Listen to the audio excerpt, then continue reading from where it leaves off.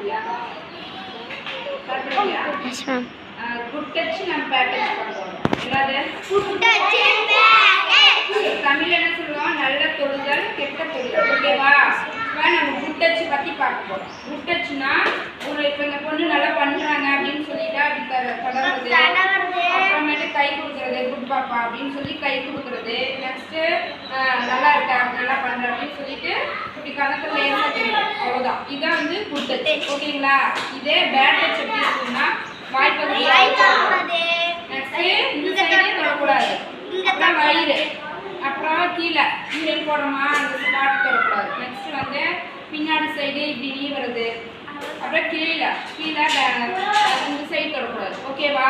இதெல்லாம் வந்து bad touch. அப்படி இருந்தால் டீச்சர்ஸ்ல என்ன சொல்லலாம், பேரண்ட்ஸ் அப்பா அம்மாட்ட யாராவது சொல்லலாம். ஓகேவா? புரியுதா? கேர்ள்ஸாக இருந்தாலும் சரி, பாய்ஸாக இருந்தாலும் சரி, குட் டச் பேட் டச் நல்லா தெரிஞ்சு வச்சுக்கோங்க. அப்படி இல்லை அப்படின்னா அந்த ஃபோன் நம்பர் பாருங்கள், ஃப்ரீ கால் தான், கவர்மெண்ட் அலாட் பண்ணியிருக்காங்க. இந்த நம்பர் கால் பண்ணுங்க. சொல்லுங்க. 1 4 4 4 1 7.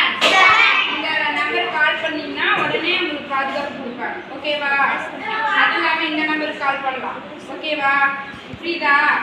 குட் டச் பேட் டச் எல்லாமே தெரிஞ்சு வச்சுக்கணும். கேர்ள்ஸ் அண்ட் பாய்ஸ் எல்லாருமே. ஓகேங்களா?